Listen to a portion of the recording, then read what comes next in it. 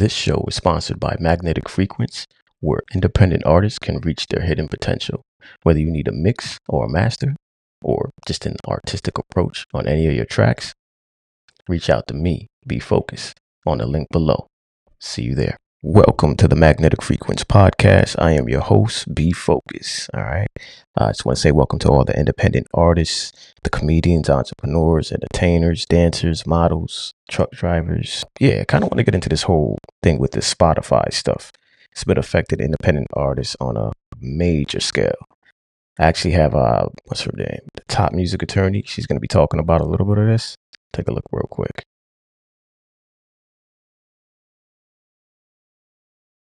So Spotify has found yet another way to underpay artists. So what Spotify has been doing is bundling audiobooks with our songs on Spotify. And Spotify calls this a discounted package. So the MLC, which is supposed to be collecting the songwriter royalty, saw this and said, oh no, can do, and sued Spotify.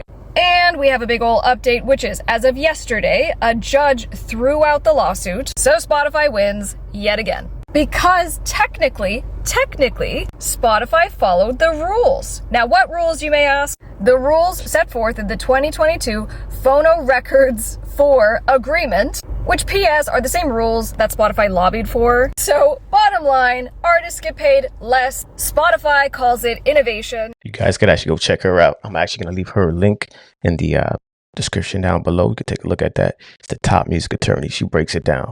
But yeah, Spotify's been doing some real shady practices. They've been stealing a lot of royalties and a lot of other things that they've been putting in their terms and agreement. And independent artists just been kind of getting the short end of the stick. Sad, but real quick, another one here is Curtis King. He speaks on it with Snoop Dogg and how he actually had, I think it was 1 billion streams, and he ended up getting about $45,000 or something like that. I'll take a listen.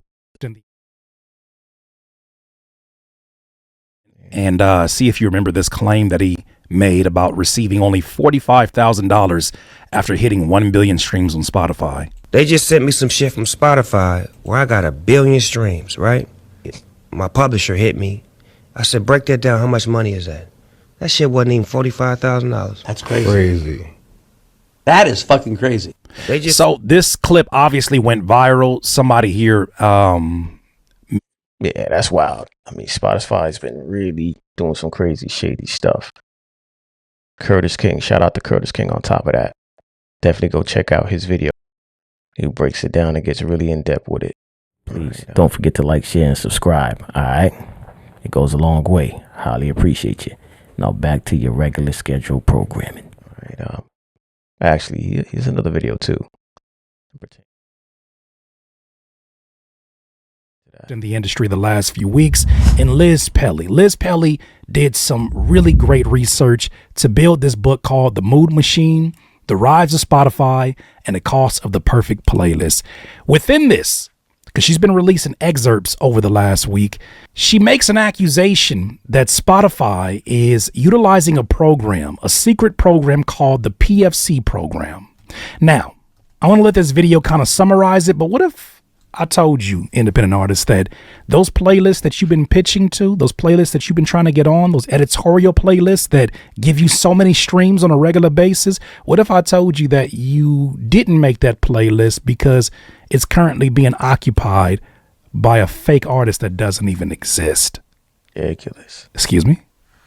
I'm going to let this gentleman here from this Sync Money account talk about what this PFC program is all about. Did you know Spotify has a confidential program that steals millions of dollars away from real artists every single year? It's called the PFC, or Perfect Fit Content Program, and they just got exposed. There was a guy who listened to jazz playlists on Spotify all day long, day in, day out. But he started to realize that there were these songs that had more plays than the Grammy award-winning jazz musicians that he's used to, like John Baptiste and Miles Davis. He was hearing the same track over and over again. And so he decided, hey, every time I hear this track, I'm gonna go make a playlist and add the song to the playlist. But here's where it gets weird. Turns out that Spotify was listing the same song with over 40 different random titles. Spotify told their employees to seed all these fake tracks in playlists of genres where people, quote, wouldn't know the difference, aka passive consumption. So Spotify said, hey, instead of us paying all this money to go license these famous jazz musicians and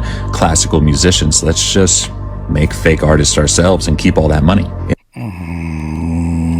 Somebody gonna have to tell the truth, and I'm gonna tell it. I don't know how they continue to get. Yes, I do. I know how they get away with it. They're wow. a tech company. They're responsible for billions and billions of dollars, and they do business with folks that are greedy their damn selves. And if it can generate income, they can get away with anything. With that said, there's a lot to unpack here.